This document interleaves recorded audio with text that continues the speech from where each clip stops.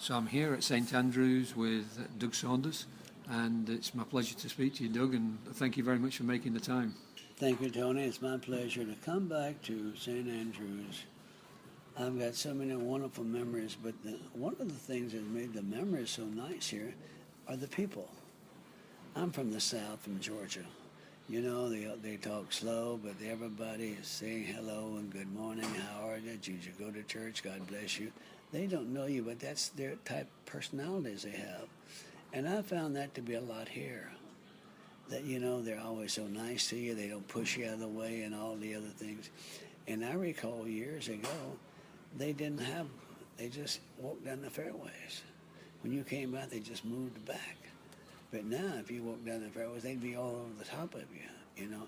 It has changed so much, but so many good things has changed too. The golf courses are in great shape.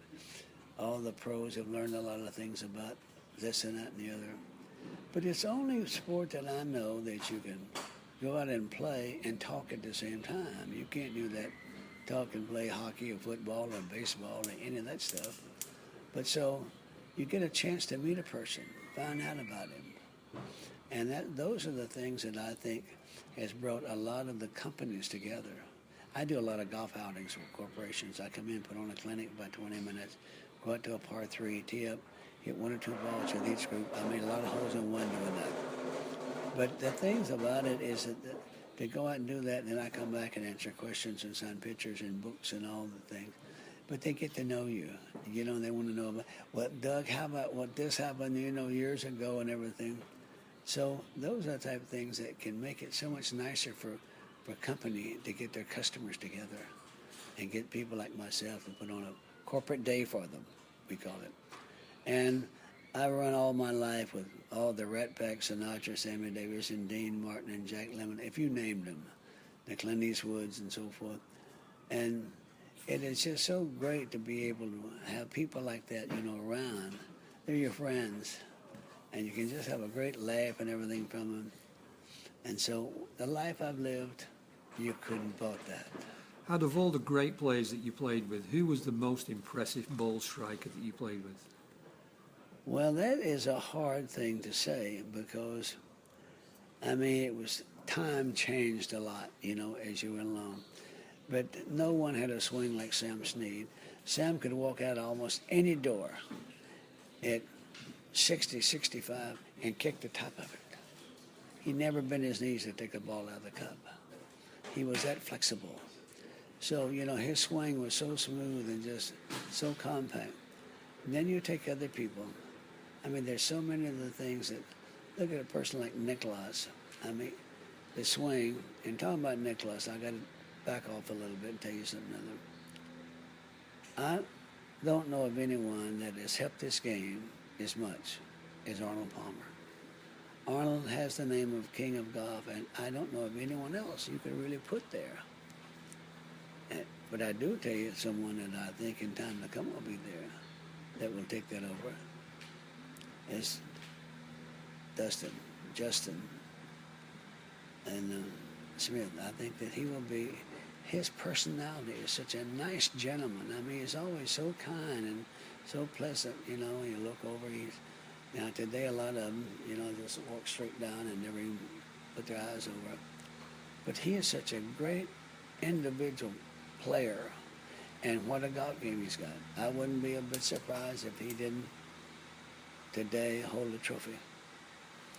The British Open is one of the third major in 1 year, and we got another one to go too, you know, the PGA. But the people out there today, when we were playing, we weighed, at least I did, I weighed and measured wealth by friendship, not by dollars and cents. So we were out there, you know. When I first went on the tour many years ago, in 57, that there's probably about 4 guys that didn't have a car. And they'd hitchhike a ride if they missed a cut, and they come up to you and says, "Did you make the cut?" "Well, I'm not sure." "Well, I didn't. I'll go with you." "Well, what are you going to do?" What are you going to do?" "I saw you last week. You made $306. You killed them, you know."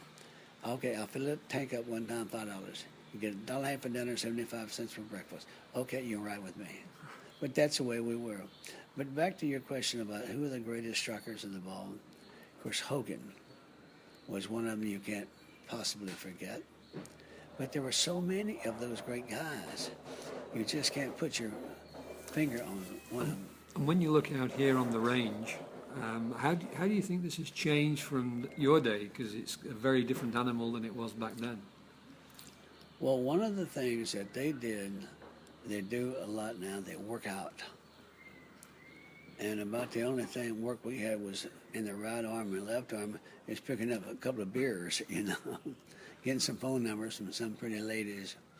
They said, and I was on the tour, I hit it so straight, says the only time I ever left the fairway was just get a phone number.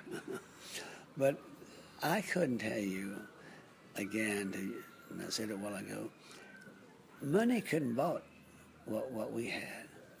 And sometimes we'd be, if we're going to leave maybe from Houston, Texas, and go to California or something other, man, we might have 4 or 5 cars go together. We'd find an old motel someplace, send the women out to get a hamburger, some beers, and we'd sit around half a day at the pool, get up early in the morning, and get on the road before daybreak to miss the traffic. But today is how big is your airplane? You do have a helicopter. And are you working on your yacht yet, But I admire them, for that. But I just think that somebody like the big three, Arnold, Gary, and Jack, have put the things out there together. And they do it to help the game of golf, not for themselves. They don't need any help. They get millions of dollars, all the other things. But they just want to give back something other. And that's the thought that I have. That's the reason I want to leave all my memorabilia to junior golf, which I have done in my will, and everything, to give a person an opportunity like I got. Told you my mom and dad had to pick 100 pounds of cotton a day for $1. And unfortunately, my dad told me we lived on a farm, and the coal truck would come by about every month and pour the coal out in the backyard. We used that for electricity to cook and everything else. And my dad was telling me about my brother. He was 4. My sister was 3, long before I was born. And my brother thought he found a little firecracker in the coal yard and was kidding my sister about shooting her with a firecracker. She ran into the kitchen and told my mom, he said, but he lit it with a splinter. It wasn't a firecracker, it was a dynamite cap. Blew both of his eyes out and his fingers off. He was blind all of his life. My other brother went in the Marine Corps at 18, Vietnam, a hand grenade, blew his arm off, died at a fairly young age. And I started a golf course looking for golf balls for nickels and dimes. And I didn't have my own shoes until I was about 12. Hand-me-downs, take scissors and cut them out. So how blessed am I? And got my start when I won a national championship.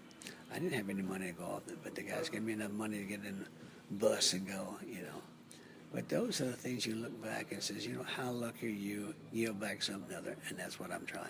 And you've been giving back with, I know you had the Doug Saunders series of junior events for many years. Yes. In Europe and also in the world. Oh, yeah, around the world, and a lot of great players. I was just with Adam Scott, he won, and so many of the guys, a guy a while ago told me he won the world championship, but they're always coming by and telling me, Doug, I won your championship. There's Billy Mayfair and Andy McGee, and they just go on and on and on.